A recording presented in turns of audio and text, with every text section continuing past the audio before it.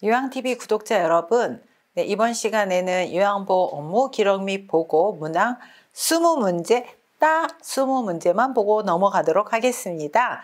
같이 한번 풀어볼까요? 자, 1번 문제. 방문 요양 서비스를 제공하는 중에 관리 책임자에게 신속히 보고해야 하는 상황은, 자, 신속하게 보고해야 되는 상황은 질병이나 또 신체 이상이 생겼거나 뭐 이런 문제들을 첫 번째로 보고를 해야 되죠. 체납고지서를 발견, 신체와 관련된 거 아니죠. 그다음에 질병하고 관련된 것도 아닙니다. 근처에 사는 딸이 방문하였다. 이것도 아니네요. 쓰레기를 분리 배출하지 않았다. 이것도 신체와 관련 없죠. 대상자가 현기증과 두통을 호소한다.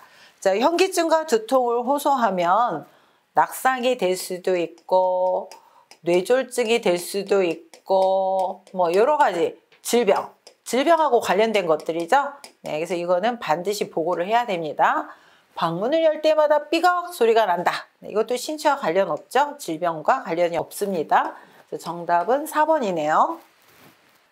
자, 2번 문제. 요양보호사가 사용하는 기록지의 종류와 기록 내용이 바르게 연결된 것은, 네, 요양보호사가 작성해야 되는 기록에는 장기요양급여 제공 기록지, 상태 기록지, 사고 기록지, 인수, 인계서 이런 내용들이 있습니다.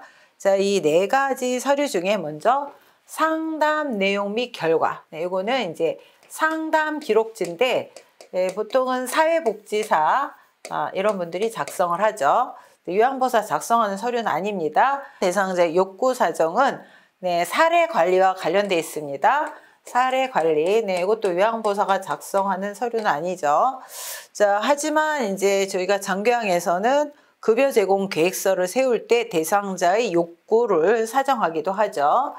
자, 그 다음에 사고 내용과 대응 결과, 네, 이거는 이제 사고 보고서와 관련되어 있는 거네요.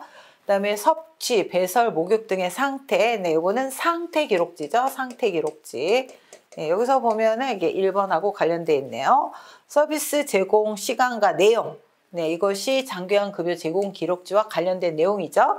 네, 그래서 장교양 급여 제공 기록지는 요양보호사가 의무적으로 정해진 양식에 따라서 작성을 해야 되는 기록지이다.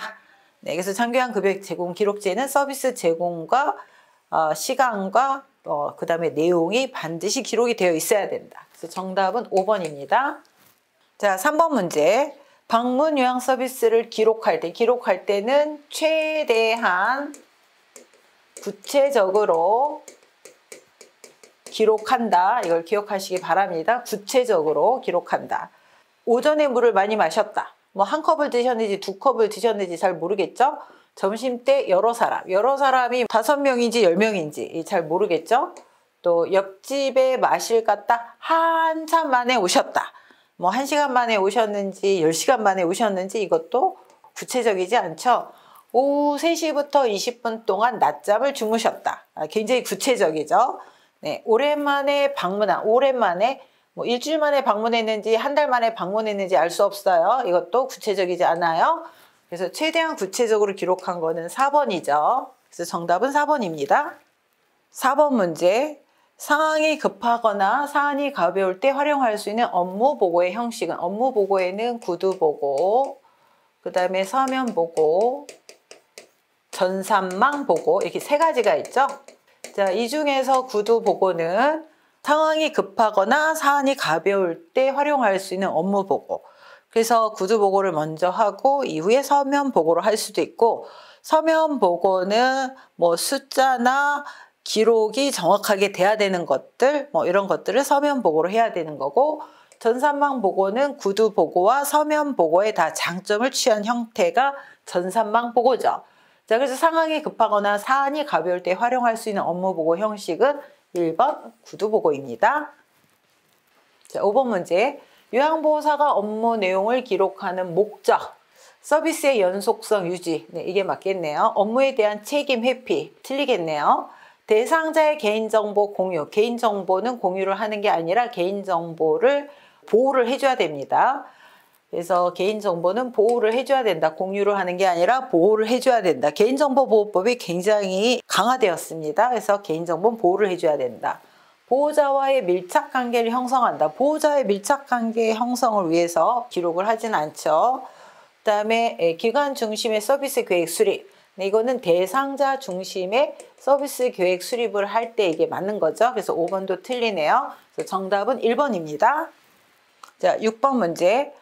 요양보호 기록의 목적. 기록의 목적이 교재에 한 7가지 정도 나오죠. 장교양 서비스의 비용 절감. 네, 비용 절감 안 맞겠네요. 요양보호사의 업무 부담 완화. 요양보호사의 업무 부담 완화가 아니라 요양보호사의 업무를 증빙할 수 있는 어떤 법적 증빙이라든가 아니면 어떤 표준 서비스를 위해서 기록을 하죠. 요양보호 업무의 원활한 연계, 네, 이게 맞겠네요. 또 문제 발생 시 법적인 증빙 자료가 되는 거지 책임 회피는 아닙니다. 또 장교양 서비스 제공 시간 단축. 네, 장교양에서 서비스 제공 시간은 정해져 있기 때문에 단축을 하면 안 되죠. 그래서 정답은 3번입니다.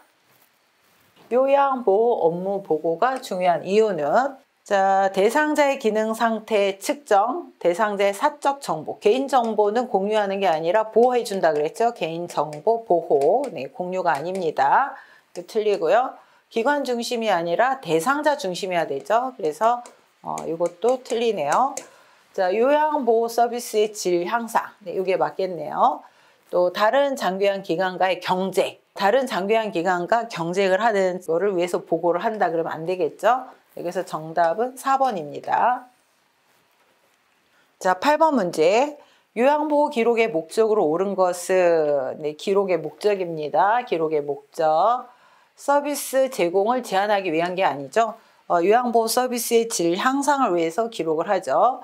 기관의 예산 평가와도 관련 없습니다. 업무에 대한 책임감 강화, 네, 이게 맞겠네요.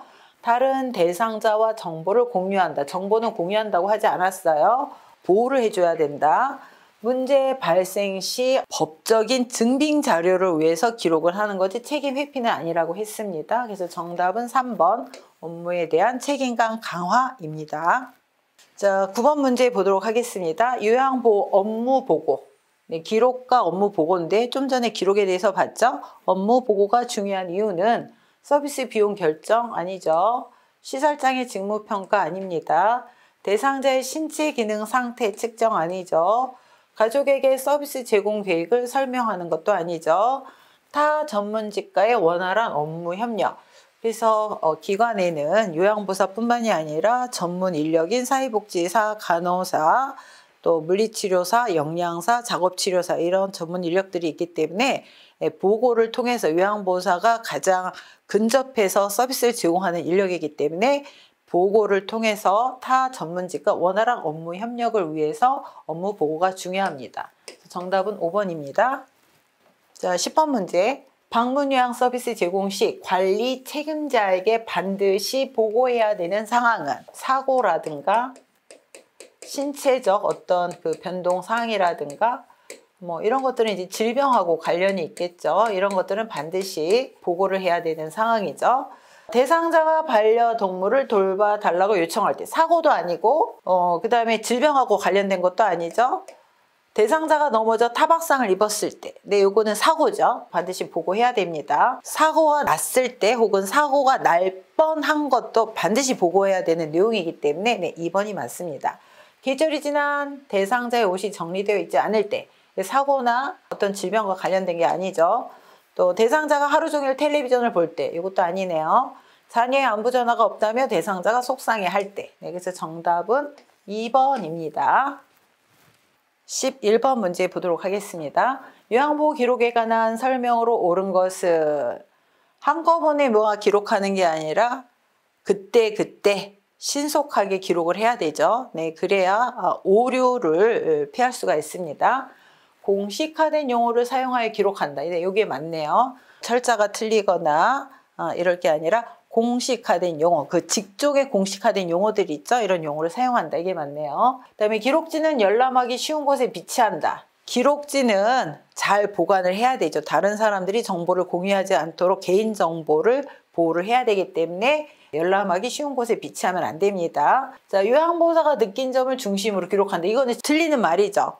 요양보호사가 주관적으로 느끼거나 생각하는 것을 기록하지 않는다. 원칙이죠. 기록의 원칙. 어떻게 기록을 하느냐? 객관적인 것을 기록한다.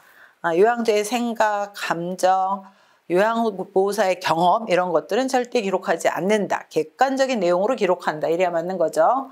서비스 내용을 우회적으로 표현하여 기록한다. 틀리죠.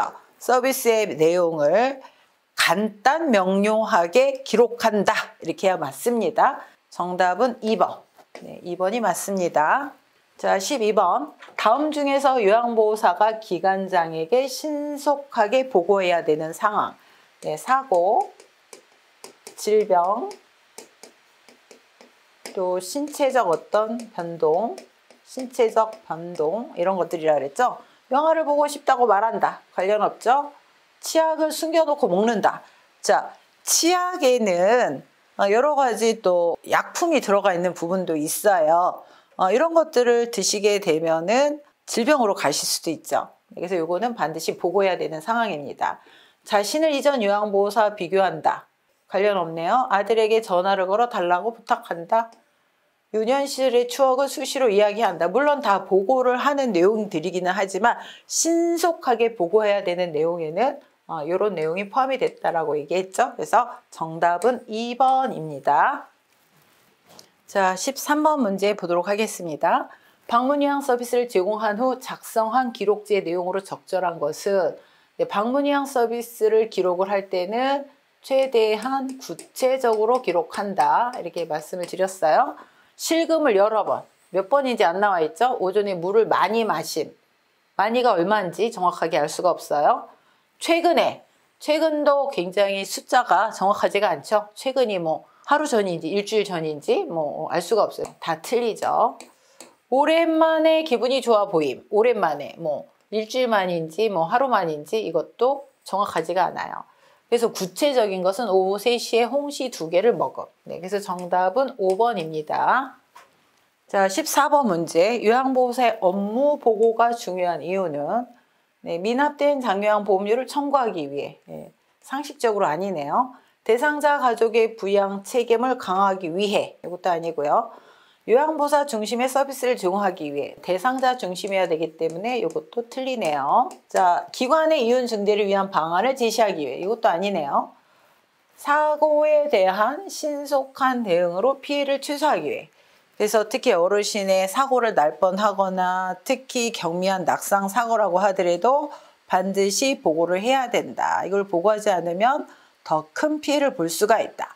그래서 이런 보고를 통해서 신속한 대응으로 피해를 최소화하기 위해 이렇게 보고를 해야 되죠. 특히 어르신 낙상과 관련한 이런 것들은 신속하게 보고를 해야 됩니다. 그래서 정답은 5번입니다. 자, 15번 문제. 요양보호 기록의 목적. 네, 계속 여러분들이 지금 문제를 보면서 눈치를 채셨을 텐데요. 기록의 목적, 그 다음에 보고의 목적, 이런 것들이 계속 지금 반복해서 출제가 되고 있죠. 자, 요양보호 기록의 목적으로 옳은 것은 요양보호사의 능력 평가 아니겠네요. 요양보호사 서비스의 질 향상, 이게 맞죠. 그래서 기록의 목적 중에 하나는 요양보호 서비스의 질 향상이다. 대상자 보호자의 사생활을 기록, 이 사생활을 기록하면 안 되죠. 대상자의 건강을 진단하고 동료와 공유한다. 이거 틀리네요. 서비스 제공을 평가받고 대가를 지불받기. 네, 이것도 안 맞네요. 네, 상식적으로 뭐 생각해도 이거는 답을 금방 찾을 수 있겠네요. 그래서 정답은 2번. 요양보호 서비스의 질 향상을 위해서 기록을 하고 있다. 자, 16번 문제. 요양보호사의 업무 기록. 업무 기록을 할 때는 최대한 구체적으로 기록한다. 그래서 특히 숫자나 증상이나 이런 것들을 구체적으로 기록한다. 자, 그래서 여기서 가장 옳게 기록을 한 것은 4번이겠네요. 9월 10일 오전 10시에 우유 200ml를 드셨다. 요즘 식사량이 줄어서 체중이 줄었다, 많이, 뭐 이런 것들 굉장히 애매하죠. 정확하게 숫자가 안 나왔습니다. 식사를 하지 않아 오후에 간식을 제공하였다. 오후 몇 시에 간식을 제공했는지 시간이 안 나와 있죠. 오랜만이 며칠 만인지 안 나와 있어요. 물을 많이 드시고 얼마나 많이 드셨는지 또 방에서 소변을 얼마나 봤는지 안 나와 있죠. 가장 업무 기록 방법으로 작성을 한 것은, 옳게 작성한 것은 4번입니다. 자, 17번 문제. 다음 중 업무 보고의 방법으로 옳은 것은, 자, 주관적 사항이 아니라 객관적, 주관적 혹은 요양보호사의 경험, 요양보호사의 생각 이런 것들은 보고를 하면 안 되죠. 그래서 제 생각에는 또 저는 이렇게 느꼈습니다. 이렇게 보고하면 안 된다는 거예요. 그래서 이거는 틀리죠. 보고 내용은 간결하고 중복되지 않게 한다. 네, 우회적으로 장황하게 보고하지 않고 간결하고 명확하게 보고한다. 네, 이게 맞겠네요. 상황이 급할 때는 네, 먼저 보고를 하고 이후에 서면 보고로 진행한다. 그래서 이것도 틀리네요. 기록만 하고 보고는 생략한다. 틀리죠? 대상자에 대한 새로운 정보는 비밀로 유지하는 게 아니라 반드시 보고해야 됩니다. 대상자에 대한 새로운 정보 이런 것들은 보고를 해야 되죠. 업무 수행이 잘못된 경우에는 신속히 보고해야 돼요. 해결을 하는 게 아니라 신속히 보고해야 된다. 그래서 얘도 틀렸죠. 그래서 정답은 2번입니다. 자, 18번 문제를 보도록 하겠습니다. 18번 문제는 서비스 이용 지원에 관한 내용입니다. 자, 18번 장기간 기관에서 실시하는 사례 회의의 목적은, 자, 사례 회의의 목적은 서비스 질을 유지하기 위해서, 그다음에 타당성을 검토하기 위해서 하는 게 사례 회의예요. 그래서 보다 전문적인 회의가 사례 회의고, 요양보호사가 참석하는 회의는 사례 회의와 간담회, 간담회는 원래 회의라고도 하죠. 자, 그래서 사례 회의 목적에 대해서 좀 기억을 하시고요. 그래서 기관의 신규 사업 홍보 아니겠네요. 그 서비스나 타당성을 검토하는 게 아니죠. 요양보호사의 직무평가도 아니겠네요. 노인 학대에 대한 정기 교육도 아니겠네요. 서비스 계획의 타당성 검토. 자, 타당성이란 말은 목적에 맞게 서비스를 제공하고 있는지 이거를 검토한다는 거예요. 예를 들면 요양보호사 양성교육에 왔는데 뭐 엉뚱한 정치적인 교육을 한다든가 경제교육을 한다든가 타당성이 안 맞는 거죠. 요양보호사 양성교육장에 오면 요양보호사 양성에 대한 교육을 받을 수 있어야 돼요. 그래야 타당성이 맞는 겁니다. 마찬가지로 어르신의 서비스를 제공할 때 목적에 맞게 서비스를 해야 되는데 그런 타당성이 맞는지를 검토하고 조정하는 게 사례회의의 목적이죠. 또 요양보호사의 복리후생에 대한 의견 수렴. 네, 이거는 아마 간담회, 요양보호사 간담회나 혹은 원래 회의에서 진행되는 내용이죠. 그래서 정답은 4번입니다. 자, 19번 문제. 대상자의 상황과 욕구를 점검하여 서비스 제공 계획을 수립하기 위한 회의는, 네, 자, 요양보호사가 참여하는 회의는 두 가지라 그랬어요. 사례회의와 간담회 혹은 원래 회의. 네, 사례회의는 서비스의 질을 유지하고 향상하기 위한 회의. 또 서비스의 어떤 타당성을 검토하는 회의. 자, 그래서 대상자의 상황과 욕구를 점검해서 서비스 제공 계획을 수립하기 위한 회의는 사례회의죠. 2번 사례회의. 네. 자, 이런 사례회의를 통해서 모니터링을 하고 또 어르신의 어떤 욕구나 이런 것들이 변경이 되고 신체 상황이 변경이 되면 다시 급여 제공 계획서에 반영을 하고 또 서비스로 이어지고 그래서 서비스 질을 좀 더 좋게 질 향상을 위해서 이렇게 하는 회의가 사례회의다라고 이해를 해주시면 되겠습니다. 자, 이제 드디어 마지막 문제입니다. 자, 장기간 기관에서 사례회의를 하는 목적은 네, 서비스의 질을 향상, 그 다음에 서비스의 타당성 검토. 네, 이게 사례회의 목적이라 그랬어요. 자, 그래서 전문직 간의 직무평가 아니네요. 서비스의 횟수와 비용의 결정, 이것도 아니네요. 대상자의 장기간 인정조사도 아니고 서비스 제공 계획의 타당성, 네, 이게 맞겠네요. 가족에서 서비스 제공 계획 설명, 이것도 아니겠네요. 그래서 정답은 4번입니다. 자, 그래서 여러분들이 서비스 이용 지원에서는 서비스 이용 절차, 네, 등급을 받고 나서 서비스를 어떻게 이용을 해야 되는지 등급 절차, 그다음에 각 절차별로의 어떤 요령 이런 것들을 기억하시기 바라고, 또 서비스 이용 지원에서는 등급을 받지 못한 등급의 어르신들의 어떤 그런 신체적 인지적 상태와 또 어떤 서비스를 이용해야 되는지 뭐 지역의 보건복지나 건보공단의 뭐 이런 서비스를 이용하실 수가 있죠. 건보공단의 뭐 만성질환자 사례관리 사업이라든가 뭐 그다음에 노인 뭐 건강 증진 사업이라든가 이런 것들을 이용하실 수가 있다라는 것을 기억하시고 기록 및 보고에서는 기록의 목적, 업무의 목적, 원칙과 그다음에 주의사항, 그다음에 또 이런 그 재가급여 전자관리 시스템, 네, 그다음에 사례 회의와 간담회 여기까지만 이해를 하시면 되겠습니다. 이번 시간에는 의사소통 및 여가 지원의 문제 30문제를 같이 풀어보도록 하겠습니다. 난이도가 약간 있는 문제들도 있고 시험 문제에 뭐 나 전달법이나 그다음에 공감적 반응이라든가 또 의사소통에 장애가 있는 이런 대상자들과 소통하는 방법 이런 부분의 내용이 상당히 많이 조금 혼돈이 되시는데요. 이 분야에 출제가 된 문제들을 중심으로 같이 풀어보도록 하겠습니다. 시작! 가볼까요? 자, 1번.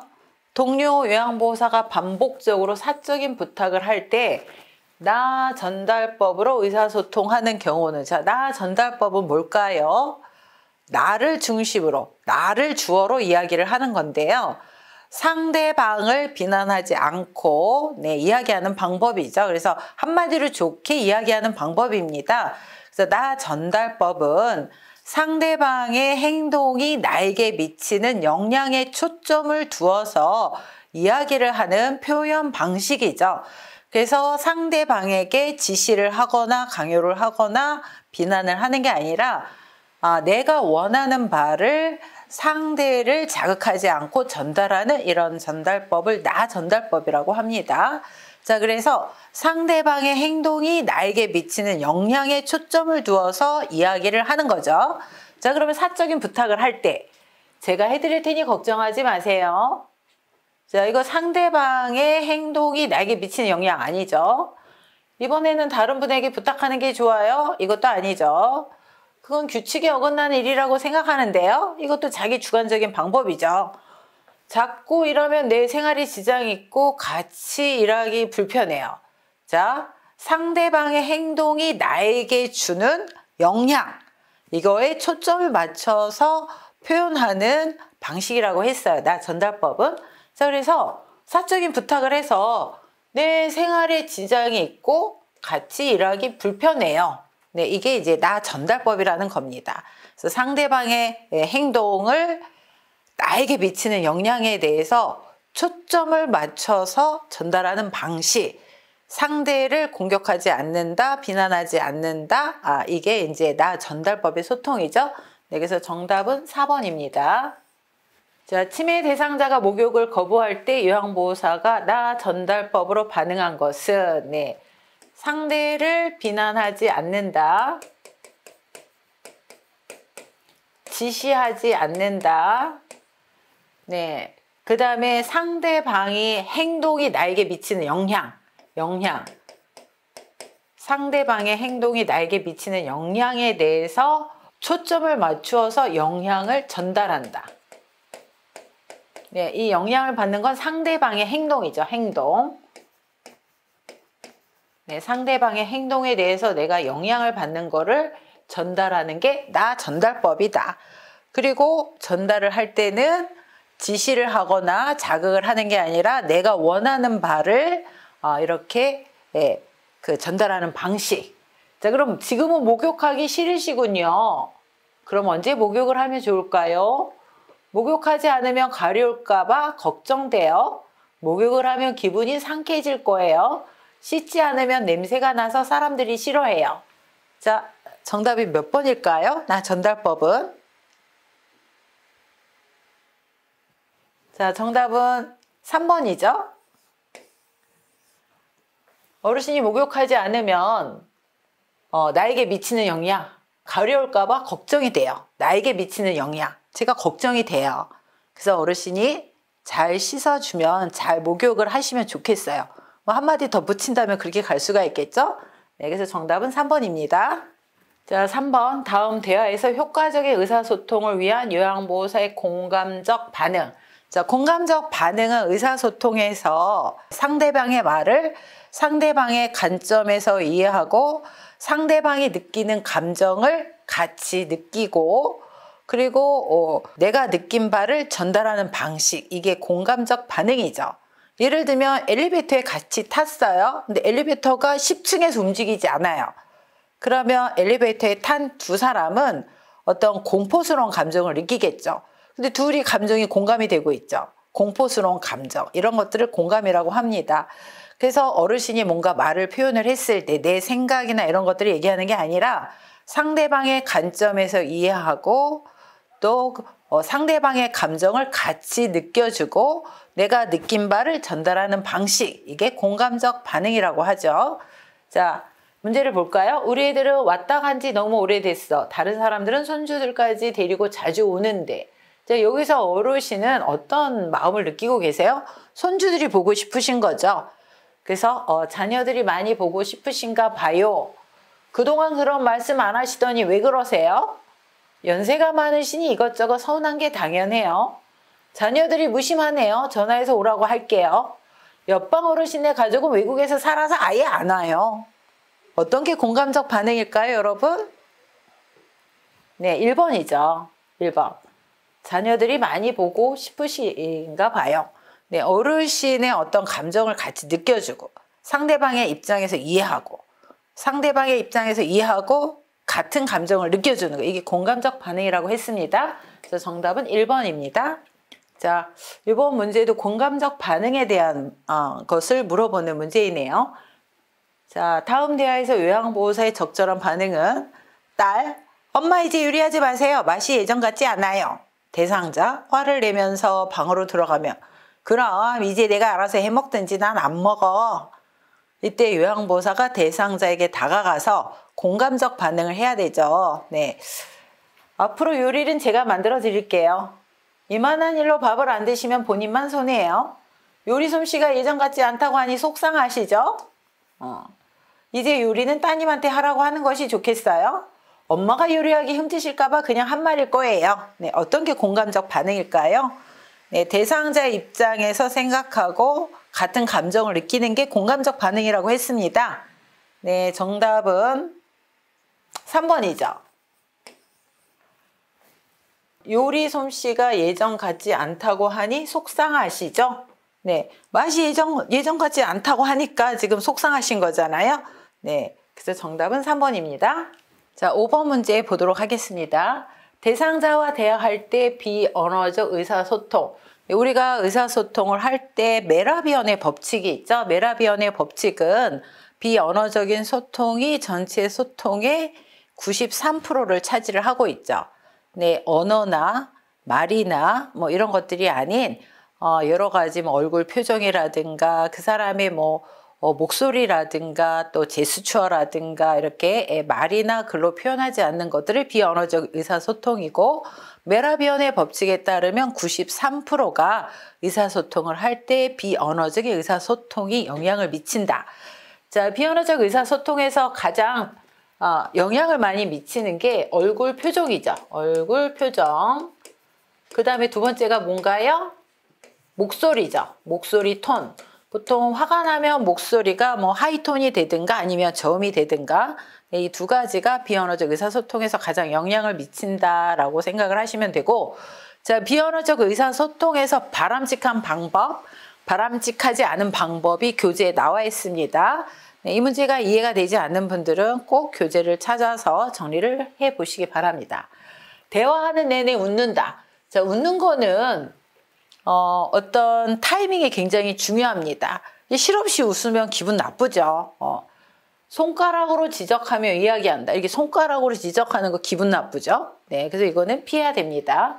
대상자와 같은 눈높이에서 이야기한다. 네, 이게 맞겠네요. 그래서 위에서 아래로 내려본다든가 아래에서 위로 쳐다본다든가 이런 것들은 좋지 않은 방법이죠. 그래서 같은 이 수평적 위치에서 이야기하는 거. 그래서 눈높이를 맞추는 거 중요합니다. 시선은 분산되지 않도록 한 곳에 고정한다. 네, 한 곳에 고정하는 게 틀리죠. 그래서 시선은 자연스럽게 두도록 한다. 한 곳만 이렇게 뚫어지게 쳐다보면 상당히 불쾌합니다. 그래서 이거는 피해야 되는 거죠. 대상자가 이야기하는 동안 계속 고개를 끄덕인다. 네, 리액션은 굉장히 중요하지만 과도한 리액션은 오히려 부담이 될 수 있습니다. 그래서 간간히 미소를 짓거나 아니면 적당히 고개를 끄덕이는 정도는 괜찮지만 계속 이렇게 고개를 끄덕인다. 오버 액션은 오히려 의사소통을 방해할 수도 있습니다. 정신이 산만해지죠. 자, 그래서 정답은 3번입니다. 자, 또 공감적 반응에 대한 문제가 나왔네요. 자, 6번 문제. 대상자가 코로나19 때문에 애들이 못 오니까 밥맛도 없고 외롭네 라고 이야기할 때 공감적 반응은, 자, 공감적 반응은 상대방의 입장에서 생각해주고 상대방의 감정을 같이 느끼고 내가 느낀 바를 전달하는 거. 이게 공감적 반응이라 그랬어요. 그래서 제일 중요한 거는 같은 입장, 상대방의 입장에서 생각하고 같은 감정을 느끼는 거. 이게 중요하죠. 자, 그러면 1번. 이런 상황에서는 당연히 못 오죠. 이거 요양보호사의 주관적인 생각이죠. 우울해지니까 다른 이야기 할까요? 코로나19 때문에 제가 더 외로워요, 어르신. 그동안 잘 참으셨는데 조금만 더 참으세요. 네. 자, 5번. 매주 보던 자녀분들을 못 보시니까 마음이 허전하시군요. 자, 어떤 게 가장 어르신의 입장에서 생각하고 감정을 같이 느끼고 있나요? 네, 정답은 5번이죠.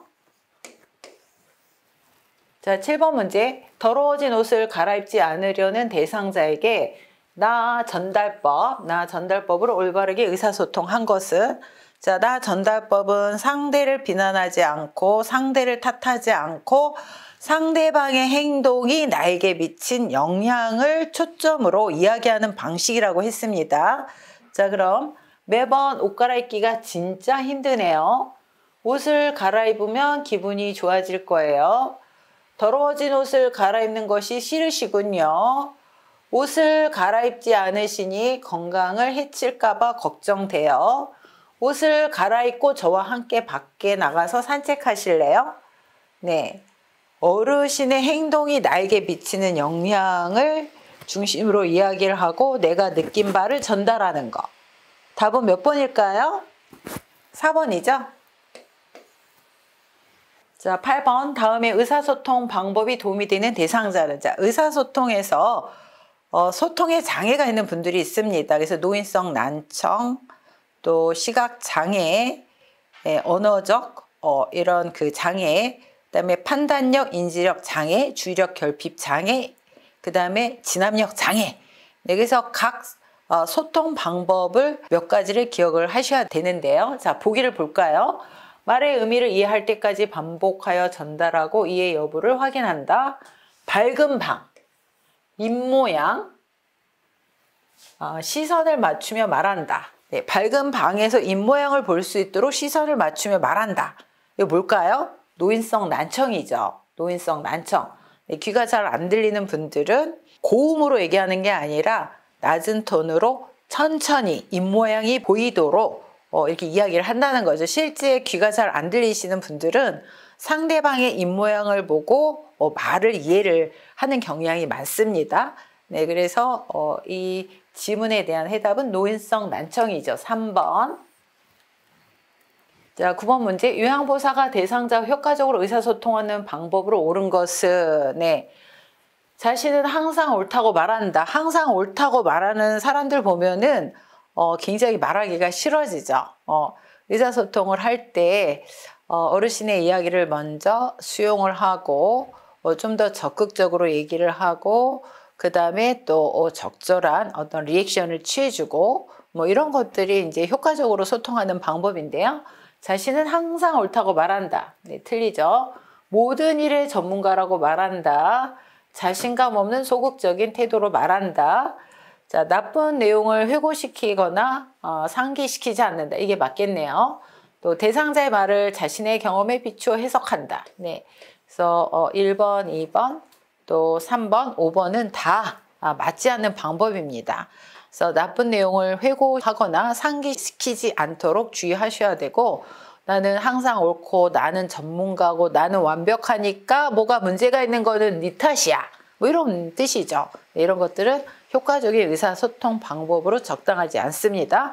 또한 대상자의 말을 자신의 경험에 비추어 해석한다. 이것도 틀리는 말이죠. 예를 들면 제가 부모님 상을 당해서 슬퍼하는데 누군가가 와서 아이고 원장님네 아버님은 요양병원에서 일주일만 고생하시다 돌아가셔서 호상이시네요. 이거 자기의 경험이죠.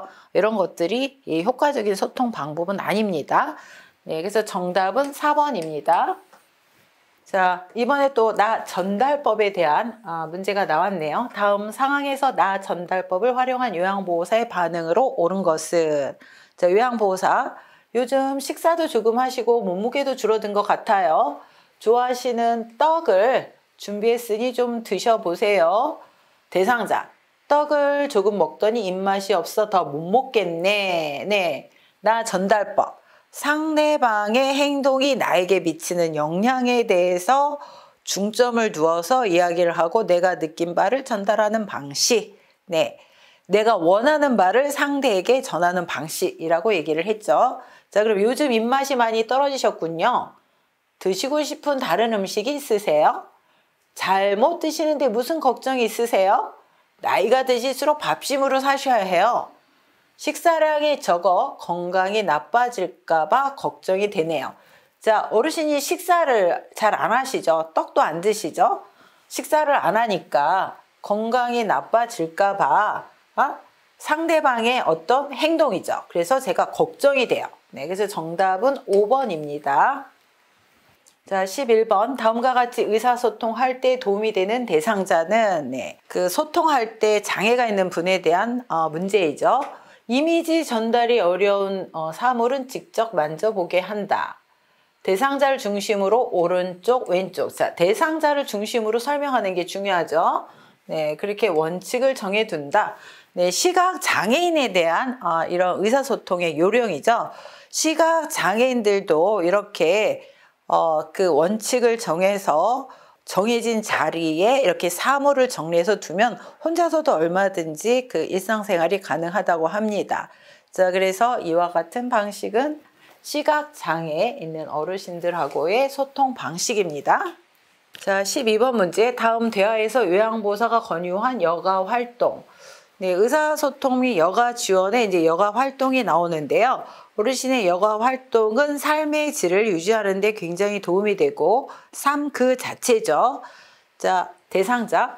휠체어로 이동하며 하루 종일 할 일도 없이 왔다 갔다만 하고 너무 심심해 시간도 빨리 안 가고. 요양보호사.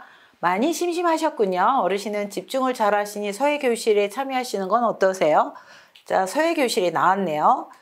자, 이것은 어떤 여가 활동일까요? 네, 4번 자기개발 활동이죠. 운동 활동은 뭐 체조를 한다든가 뭐 이런 것들이죠. 자, 사교 오락 활동은 영화, 연극, 음악회, 전시회 이런 것들, 뭐 영화, 뭐 연극, 뭐 이런 것들이고요. 종교 참여 활동은 뭐 본인의 종교 참여 활동을 얘기하겠죠. 자기 개발 활동은 뭐 책 읽기, 독서 교실, 그림 그리기, 뭐 사회 활동 이런 것들이 포함이 되고요. 그다음에 가족 중심의 활동은 가족들과 소풍을 간다든가 가족들과 대화를 한다든가 가족들과 외식 나들이를 한다든가 이런 것들이 가족 중심 활동이죠. 네, 그래서 정답은 4번 자기 개발 활동입니다. 자, 13번 문제. 대상자와 비언어적 의사소통을 하는 방법으로 옳은 것은? 비언어적 의사소통, 말이 아닌 어떤 제스처나 표정이나 아니면은 목소리 톤이나 뭐 이런 것들이 비언어적 의사소통이죠. 자, 팔짱을 끼고 앉는다. 이렇게 팔짱을 끼고 있으면 상당히 교만해 보이죠. 그래서 적절한 소통 방법이 아닙니다. 손가락으로 지적하는 거 역시 지적하는 것도 그 적절한 방법이 아니죠. 시선을 한 곳에 고정한다. 굉장히 부담스럽죠. 대화 중간에 긴 침묵을 갖는다. 물론 침묵은 상당히 그 순기능도 있지만 또 역기능도 많습니다. 그래서 상대에 따라서 침묵이라는 소통법을 사용을 해야 되죠. 대상자를 향해 몸을 약간 기울인다. 여러분 좋아하는 사람 있으면 이렇게 멀리 떨어져 앉습니까? 이렇게 가까이 이렇게 앉습니까? 네, 사랑하는 사람이 있으면 이게 가까이 이렇게 다가앉지 않겠습니까? 그래서 약간 기울이는 형태, 이게, 네, 그 의사소통을 하는 효율적인 방법 중에 하나입니다. 그래서 정답은 5번이죠. 자, 또 나 전달법에 문제가 나왔네요. 다음 상황에서 나 전달법을 적용한 반응으로 옳은 것은 요양보호사. 어르신, 요즘 계속 누워만 계시니 오늘은 저와 산책하러 나가요. 하니까 대상자가 누워서 텔레비전을 바라보며 나가기 귀찮아. 그냥 누워 있을래. 라고 할 때 이 어르신의 행동이 나에 미치는 영향, 이거를 좀 더 초점을 맞춰서 얘기를 하고, 그 다음에 내가 느낀 바를 상대에게 전달하는 방식, 또 내가 상대에게 원하는 바를 전달하는 방식이라고 얘기를 했습니다. 네, 그러면 다음에 나가요. 이렇게 누워만 계시면 큰일 나요. 무슨 일 있으세요? 많이 우울하세요? 누워 계시니 근력이 떨어질까 봐 걱정돼요. 저도 오늘 같은 날은 그냥 누워있고 싶네요.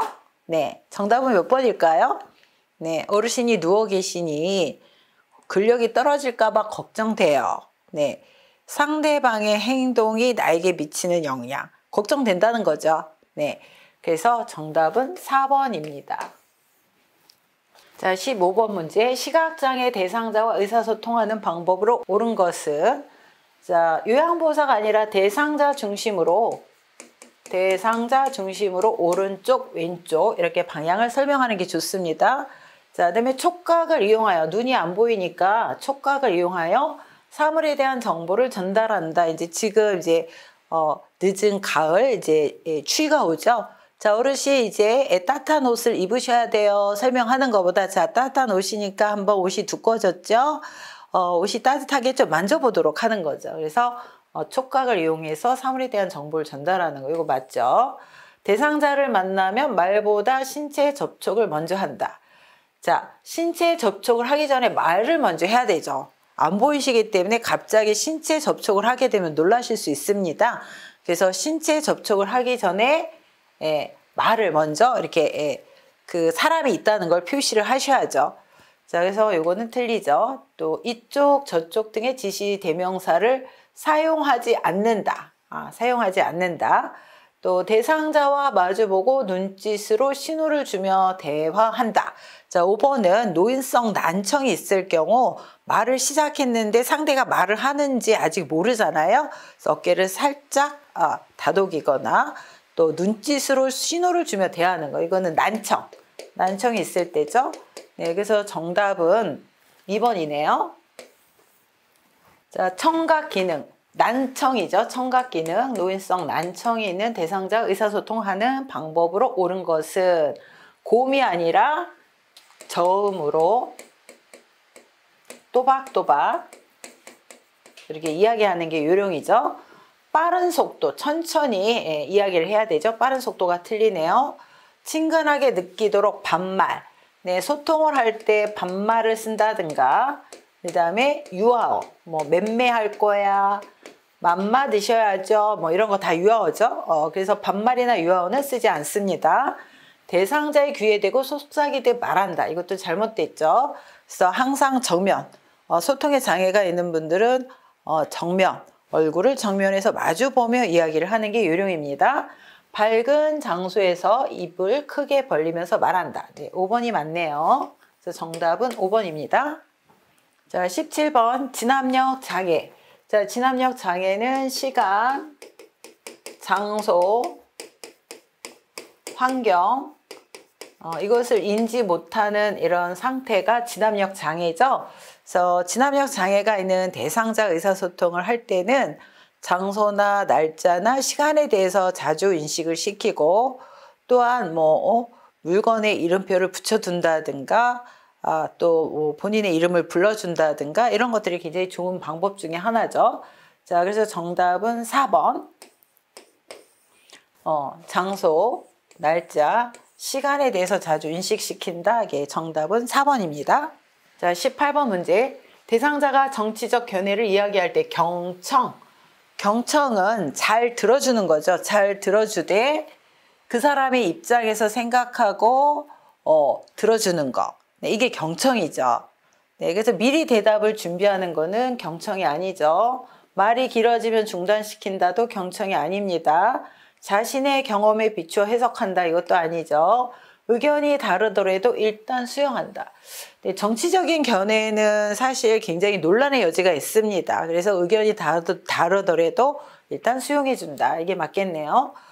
핵심 단어를 중심으로 짐작하며 듣는다. 지레 짐작하는 거죠. 이것도 경청의 방법이 아닙니다. 그래서 정답은 4번입니다. 자, 19번 난청. 네, 난청. 귀가 잘 안 들리시는 거죠. 노인성 난청 있는 대상자와 의사소통하는 방법으로 옳은 것은 사물을 직접 만져보게 한다. 이거는 시각장애죠. 입을 작게 벌려, 입을 크게 벌려야 되죠. 작게 벌리는 게 아니라 크게 벌려서 얘기를 해야 되죠. 그래서 틀리네요. 목소리를 높여 고음으로 말한다. 고음이 아니라 그랬죠. 저음으로 나지막하게 또박또박 이야기를 한다. 모든 물품에 이름표를 붙여준다. 이거 진압력 장애죠. 진압력 장애.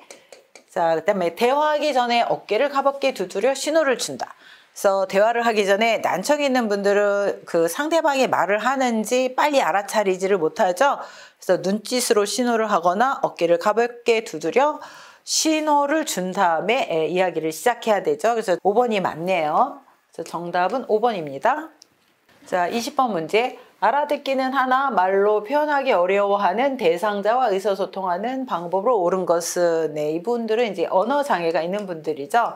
그래서 언어 장애가 있는 분들은 말은 알아들으나 표현하기 어려운 분들, 예를 들어서 뭐 뇌졸중 환자분들, 그다음에 치매 등으로 인지가 안 되는 분들, 혹은 뭐 이비인후과 수술이나 여러 가지 수술적 뭐 이런 문제로 인해서 말을 하기 어려운 분들, 다 언어 장애가 있는 분들이시죠. 질문에 빨리 답하게 한다. 네, 천천히 하도록 해야 되죠. 대상자 옆에서 이야기하는 게 아니라 정면에서 얼굴을 보면서 이야기한다. 이게 요령이라 그랬어요. 그래서 이것은 틀리죠. 대상자의 얼굴 앞에서 큰 소리로 말을 한다. 네, 대상자의 얼굴을 보고 정면에서 이야기하는 거는 맞지만 큰 소리로 말을 하는 것은 안 되죠. 특히 언어 장애가 있는 분들은 소음을 피한다. 언어 장애가 있는 분들은 소음이 있는 곳은 소음을 피한다. 자, 그림판, 문자판을 이용하여 의사를 표현하게 한다. 네, 이게 맞네요.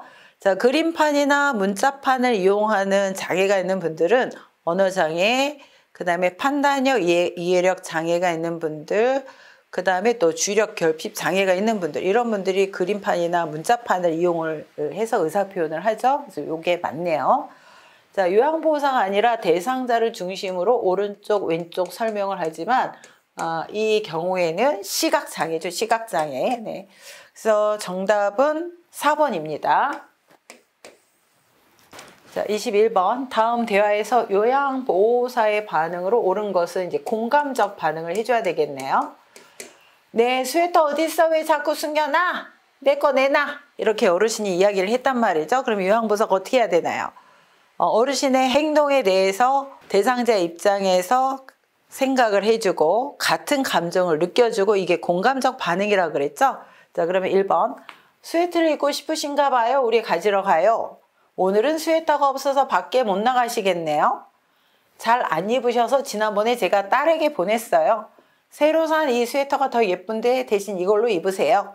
저는 어르신의 스웨터를 숨기지 않았어요. 의심하지 마세요. 네. 어떤 게 어르신의 입장에서 생각을 하고 같은 감정을 느끼고 있나요? 네, 정답은 1번이죠. 네, 1번. 스웨터를 입고 싶으신가 봐요. 우리 가지러 가요. 자, 22번. 요양보호사가 대상자의 가족과 의사소통할 때 유의해야 할 사항으로 옳은 것은, 자, 요양보호사는 보호자인 가족과 굉장히 그 유대감을 가지고 소통을 원활하게 해야 공식적 자원, 비공식적 자원이 효율적으로 돌봄을 진행할 수 있습니다. 자, 의사소통할 때 자신이 모든 일의 전문가임을 강조한다.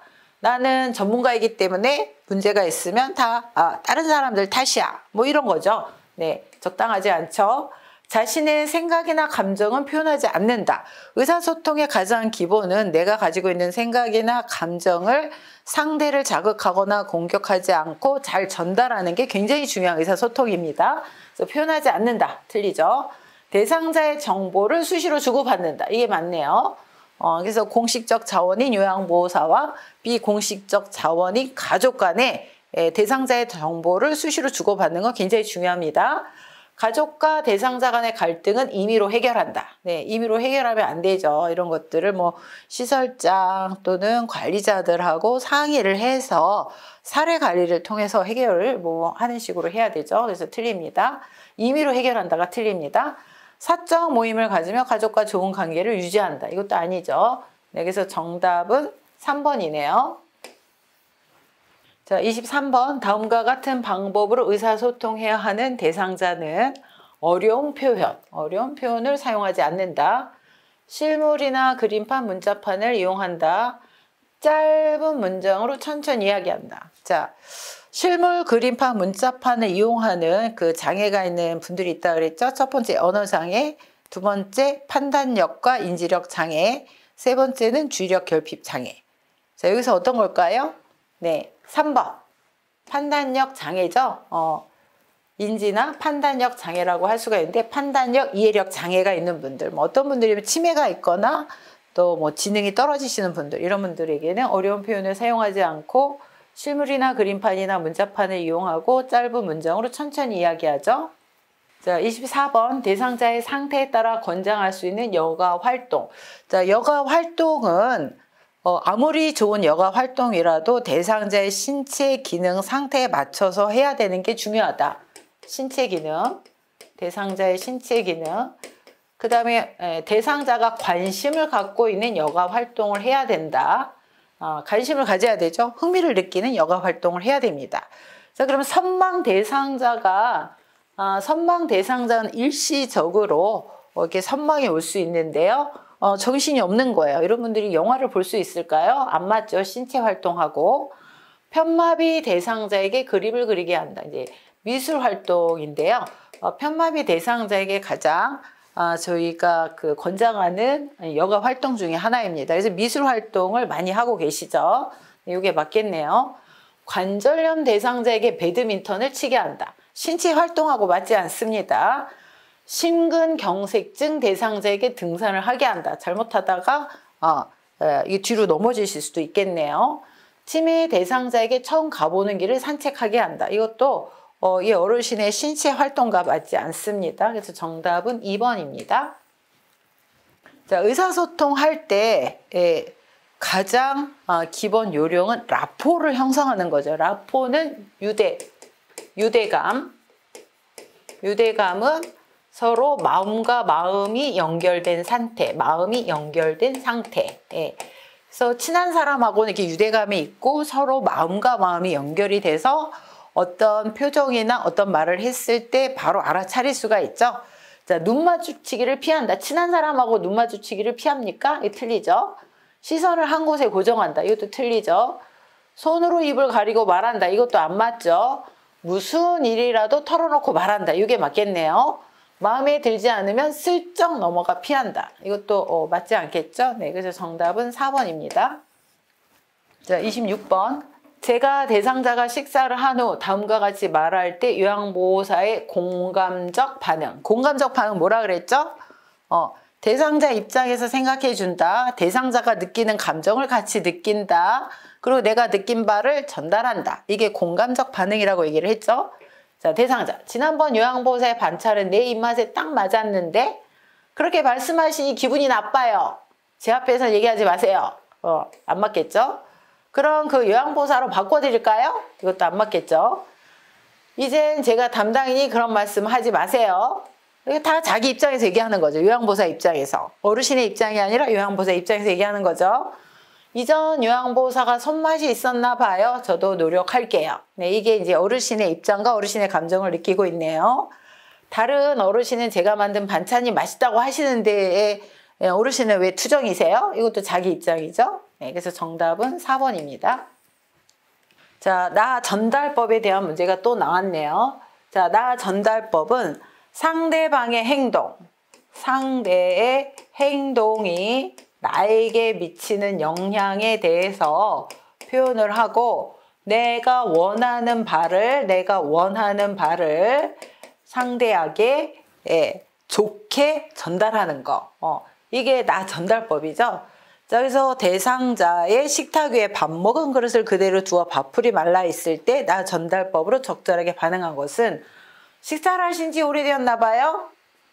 이거 상대방의 행동에 대해서 내가 느낀 바를 이야기를 하는 게 아니죠. 내가 느낀 걸 얘기하는 게 아니죠. 밥풀이 하나도 안 남게 깨끗이 좀 드세요. 그릇이 그대로 있네요. 어디가 불편하세요? 밥풀이 말라있는 것을 보니 맛있게 드셨군요. 설거지하기가 힘들어요. 상대방의 행동. 이렇게 말라있으니까 설거지하기가 힘들어요. 다 드신 그릇은 싱크대 물에 담가 두시면 좋겠어요. 상대방의 행동에 대해서 나에게 미치는 영향에 대해서 얘기를 했고요. 그 다음에 내가 원하는 바를 전달하는 거죠. 네, 이게 나 전달법입니다. 그래서 정답은 5번입니다. 자, 주의력 결핍 장애. 네, 이제 주의력 결핍 장애가 나왔네요.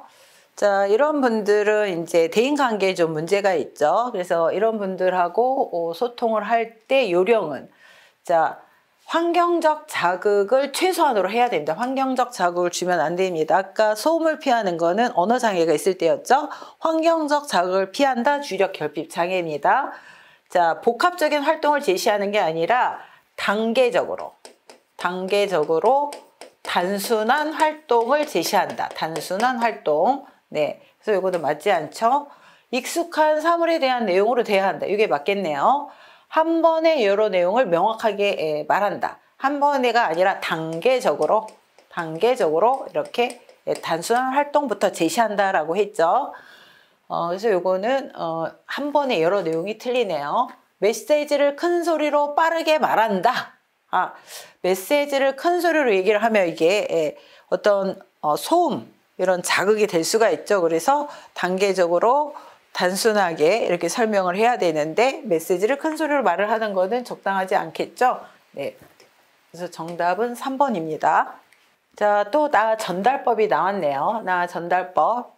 상대방의 행동이 나에게 미치는 영향에 대해서 설명을 하고 내가 원하는 바를 전달하는 방식이 나 전달법이라고 했습니다. 제가 대상자가 업무 시간 이외 시간에 자주 전화를 하여 푸념을 할 때 나 전달법 반응한 것은 저한테 자꾸 전화하는 것을 보니 많이 외로우신가 봐요. 이거 아니네요. 저보다 자녀분들과 이야기를 하시는 게 좋을 것 같아요. 이것도 아니네요.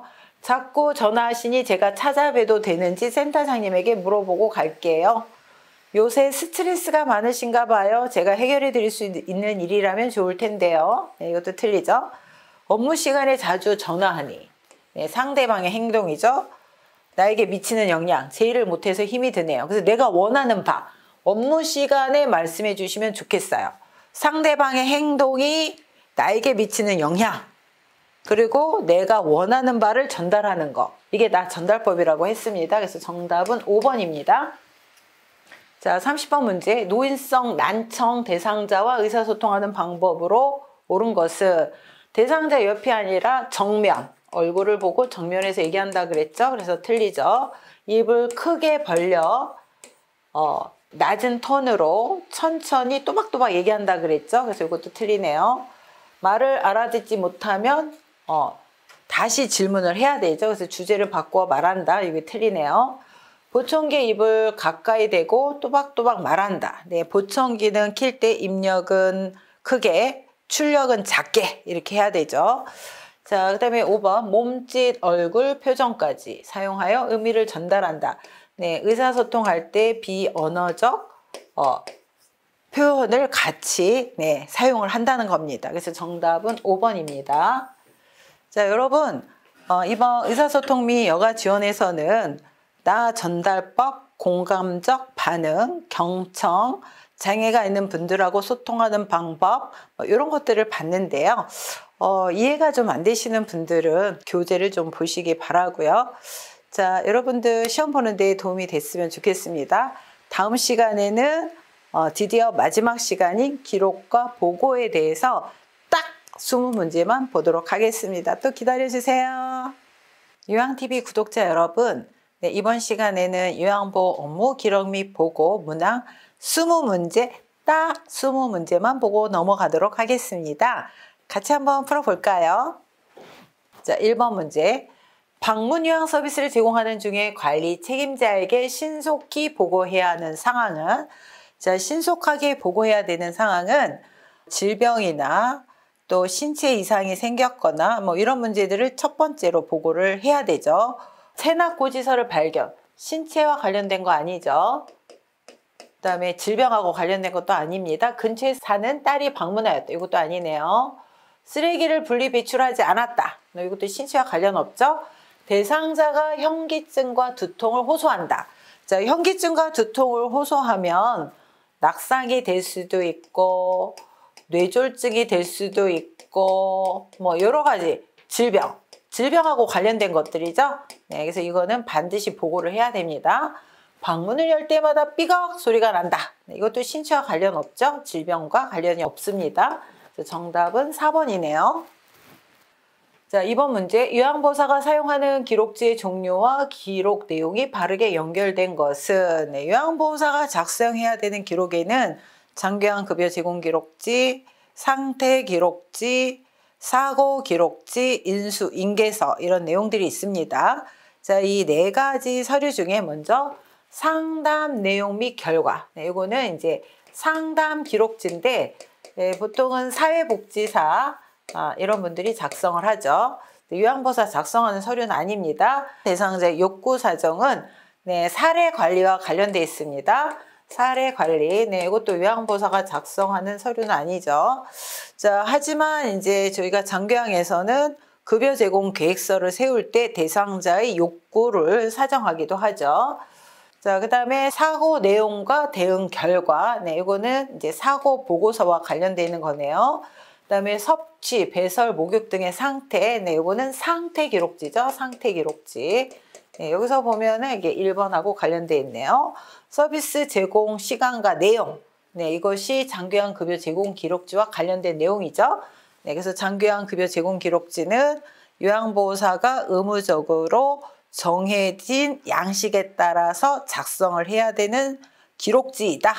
네, 그래서 장교양 급여 제공 기록지에는 서비스 제공과 시간과 그 다음에 내용이 반드시 기록이 되어 있어야 된다. 그래서 정답은 5번입니다.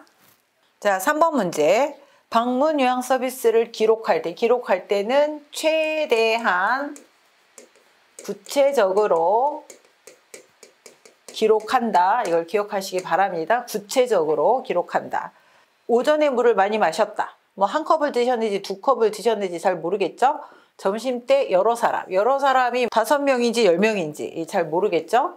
또 옆집에 마실 갔다 한참 만에 오셨다. 뭐 1시간 만에 오셨는지 10시간 만에 오셨는지 이것도 구체적이지 않죠? 오후 3시부터 20분 동안 낮잠을 주무셨다. 굉장히 구체적이죠? 네, 오랜만에 뭐 일주일 만에 방문했는지 한 달 만에 방문했는지 알 수 없어요. 이것도 구체적이지 않아요. 그래서 최대한 구체적으로 기록한 거는 4번이죠. 그래서 정답은 4번입니다. 4번 문제. 상황이 급하거나 사안이 가벼울 때 활용할 수 있는 업무 보고의 형식은, 업무 보고에는 구두 보고, 그 다음에 서면 보고, 전산망 보고 이렇게 3가지가 있죠. 자, 이 중에서 구두 보고는 상황이 급하거나 사안이 가벼울 때 활용할 수 있는 업무 보고. 그래서 구두 보고를 먼저 하고 이후에 서면 보고를 할 수도 있고, 서면 보고는 뭐 숫자나 기록이 정확하게 돼야 되는 것들, 뭐 이런 것들을 서면 보고로 해야 되는 거고, 전산망 보고는 구두 보고와 서면 보고에 다 장점을 취한 형태가 전산망 보고죠.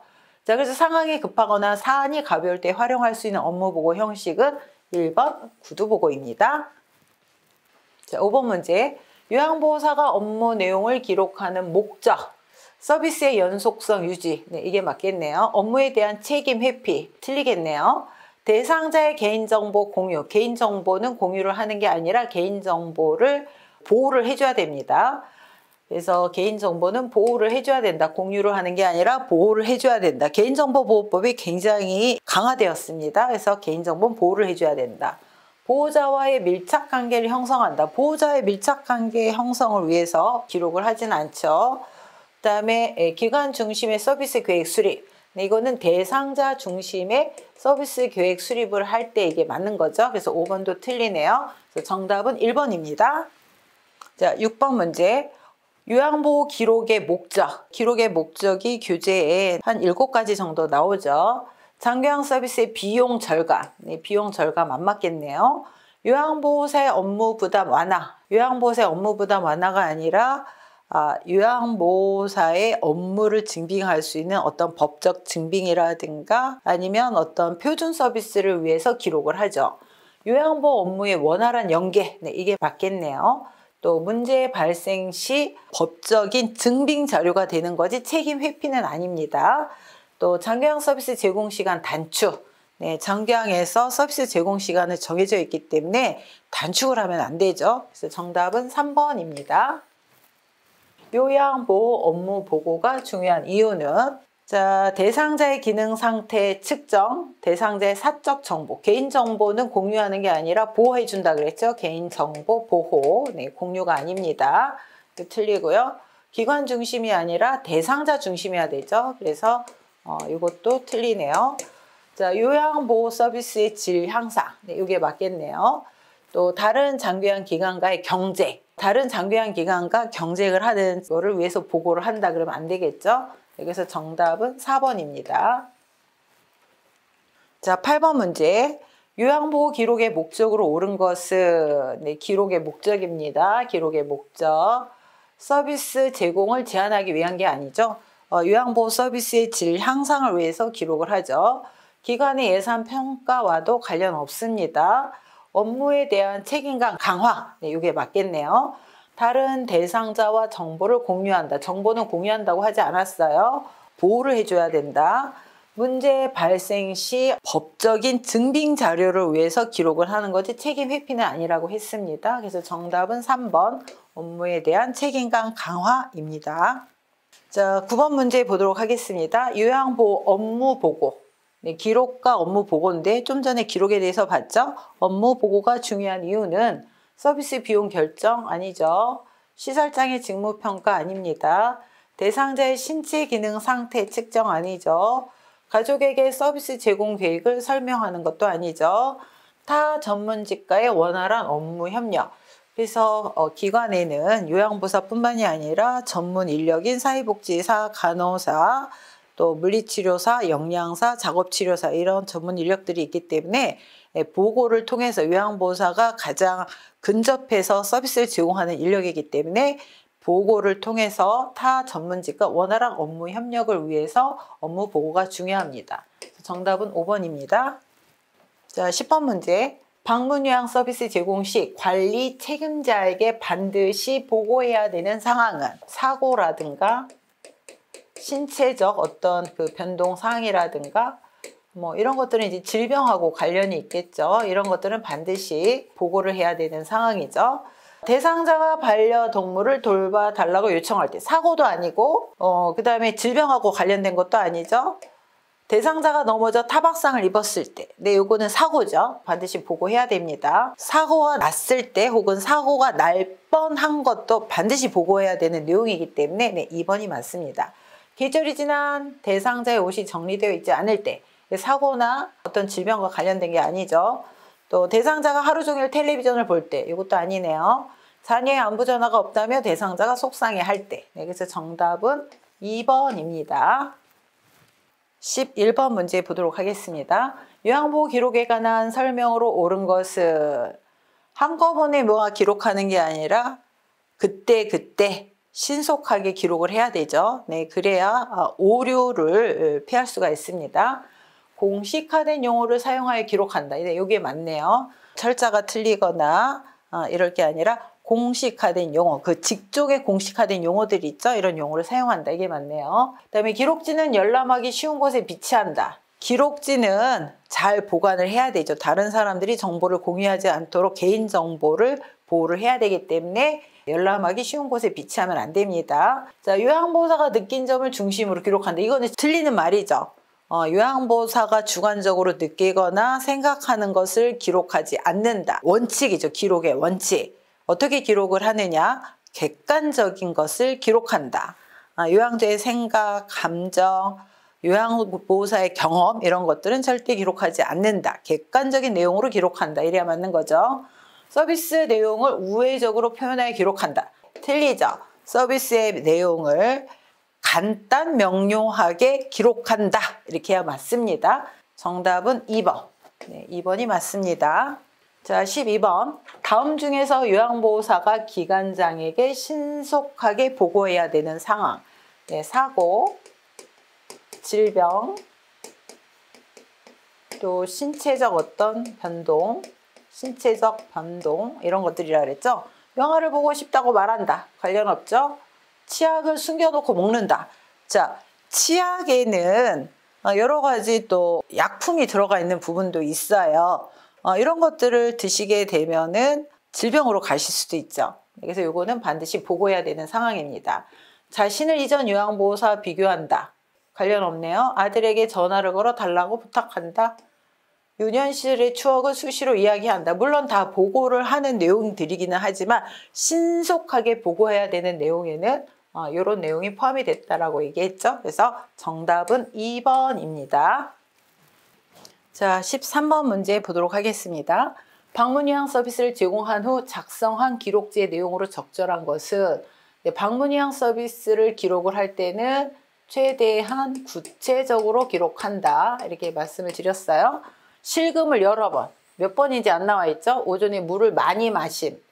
많이가 얼마인지 정확하게 알 수가 없어요. 최근도 굉장히 숫자가 정확하지가 않죠. 최근이 뭐 하루 전인지 일주일 전인지 뭐 알 수가 없어요. 다 틀리죠. 오랜만에 기분이 좋아 보임. 오랜만에 뭐 일주일 만인지 뭐 하루 만인지 이것도 정확하지가 않아요.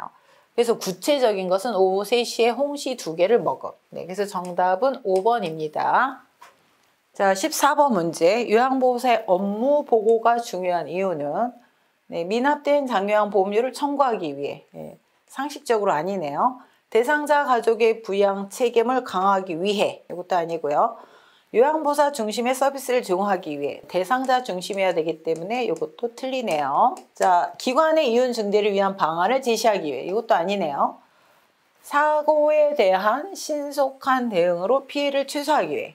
그래서 특히 어르신의 사고를 날 뻔하거나 특히 경미한 낙상 사고라고 하더라도 반드시 보고를 해야 된다. 이걸 보고하지 않으면 더 큰 피해를 볼 수가 있다. 그래서 이런 보고를 통해서 신속한 대응으로 피해를 최소화하기 위해 이렇게 보고를 해야 되죠. 특히 어르신 낙상과 관련한 이런 것들은 신속하게 보고를 해야 됩니다. 그래서 정답은 5번입니다. 자, 15번 문제. 요양보호 기록의 목적. 네, 계속 여러분들이 지금 문제를 보면서 눈치를 채셨을 텐데요. 기록의 목적, 그 다음에 보고의 목적, 이런 것들이 계속 지금 반복해서 출제가 되고 있죠. 자, 요양보호 기록의 목적으로 옳은 것은 요양보호사의 능력 평가 아니겠네요. 요양보호사 서비스의 질 향상, 이게 맞죠. 그래서 기록의 목적 중에 하나는 요양보호 서비스의 질 향상이다. 대상자 보호자의 사생활을 기록, 이 사생활을 기록하면 안 되죠. 대상자의 건강을 진단하고 동료와 공유한다. 이거 틀리네요. 서비스 제공을 평가받고 대가를 지불받기. 네, 이것도 안 맞네요. 네, 상식적으로 뭐 생각해도 이거는 답을 금방 찾을 수 있겠네요. 그래서 정답은 2번. 요양보호 서비스의 질 향상을 위해서 기록을 하고 있다. 자, 16번 문제. 요양보호사의 업무 기록. 업무 기록을 할 때는 최대한 구체적으로 기록한다. 그래서 특히 숫자나 증상이나 이런 것들을 구체적으로 기록한다. 자, 그래서 여기서 가장 옳게 기록을 한 것은 4번이겠네요. 9월 10일 오전 10시에 우유 200ml를 드셨다. 요즘 식사량이 줄어서 체중이 줄었다, 많이, 뭐 이런 것들 굉장히 애매하죠. 정확하게 숫자가 안 나왔습니다. 식사를 하지 않아 오후에 간식을 제공하였다. 오후 몇 시에 간식을 제공했는지 시간이 안 나와 있죠. 오랜만이 며칠 만인지 안 나와 있어요. 물을 많이 드시고 얼마나 많이 드셨는지 또 방에서 소변을 얼마나 봤는지 안 나와 있죠. 가장 업무 기록 방법으로 작성을 한 것은 옳게 작성한 것은 4번입니다. 자, 17번 문제. 다음 중 업무 보고의 방법으로 옳은 것은 자, 주관적 사항이 아니라 객관적, 주관적 혹은 요양보호사의 경험, 요양보호사의 생각 이런 것들은 보고를 하면 안 되죠. 그래서 제 생각에는 또 저는 이렇게 느꼈습니다. 이렇게 보고하면 안 된다는 거예요. 그래서 이거는 틀리죠. 보고 내용은 간결하고 중복되지 않게 한다. 네, 우회적으로 장황하게 보고하지 않고 간결하고 명확하게 보고한다. 네, 이게 맞겠네요. 상황이 급할 때는 네, 먼저 보고를 하고 이후에 서면 보고로 진행한다. 그래서 이것도 틀리네요. 기록만 하고 보고는 생략한다. 틀리죠? 대상자에 대한 새로운 정보는 비밀로 유지하는 게 아니라 반드시 보고해야 됩니다. 대상자에 대한 새로운 정보 이런 것들은 보고를 해야 되죠. 업무 수행이 잘못된 경우에는 신속히 보고해야 돼요. 해결을 하는 게 아니라 신속히 보고해야 된다. 그래서 얘도 틀렸죠. 그래서 정답은 2번입니다. 자, 18번 문제를 보도록 하겠습니다. 18번 문제는 서비스 이용 지원에 관한 내용입니다. 자, 18번 장기간 기관에서 실시하는 사례 회의의 목적은 자, 사례 회의의 목적은 서비스 질을 유지하기 위해서 그다음에 타당성을 검토하기 위해서 하는 게 사례 회의예요. 그래서 보다 전문적인 회의가 사례 회의고 요양보호사가 참석하는 회의는 사례 회의와 간담회. 간담회는 원래 회의라고도 하죠. 자, 그래서 사례 회의 목적에 대해서 좀 기억을 하시고요. 그래서 기관의 신규 사업 홍보 아니겠네요. 그 서비스나 타당성을 검토하는 게 아니죠. 요양보호사의 직무평가도 아니겠네요. 노인 학대에 대한 정기 교육도 아니겠네요. 서비스 계획의 타당성 검토. 자, 타당성이란 말은 목적에 맞게 서비스를 제공하고 있는지 이거를 검토한다는 거예요. 예를 들면 요양보호사 양성교육에 왔는데 뭐 엉뚱한 정치적인 교육을 한다든가 경제교육을 한다든가 타당성이 안 맞는 거죠. 요양보호사 양성교육장에 오면 요양보호사 양성에 대한 교육을 받을 수 있어야 돼요. 그래야 타당성이 맞는 겁니다. 마찬가지로 어르신의 서비스를 제공할 때 목적에 맞게 서비스를 해야 되는데 그런 타당성이 맞는지를 검토하고 조정하는 게 사례회의의 목적이죠.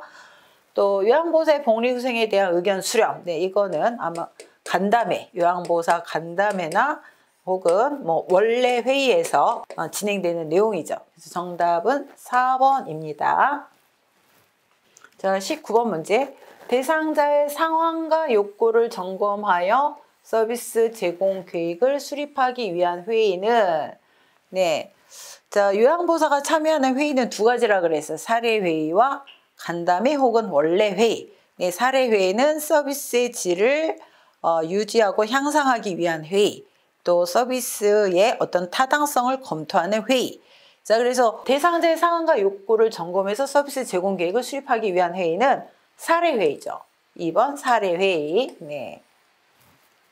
자, 이런 사례회의를 통해서 모니터링을 하고 또 어르신의 어떤 욕구나 이런 것들이 변경이 되고 신체 상황이 변경이 되면 다시 급여 제공 계획서에 반영을 하고 또 서비스로 이어지고 그래서 서비스 질을 좀 더 좋게 질 향상을 위해서 이렇게 하는 회의가 사례회의다라고 이해를 해주시면 되겠습니다. 자, 이제 드디어 마지막 문제입니다. 자, 장기간 기관에서 사례회의를 하는 목적은 네, 서비스의 질을 향상, 그 다음에 서비스의 타당성 검토. 네, 이게 사례회의 목적이라 그랬어요. 자, 그래서 전문직 간의 직무평가 아니네요. 서비스의 횟수와 비용의 결정, 이것도 아니네요. 대상자의 장기간 인정조사도 아니고 서비스 제공 계획의 타당성, 네, 이게 맞겠네요. 가족에서 서비스 제공 계획 설명, 이것도 아니겠네요. 그래서 정답은 4번입니다.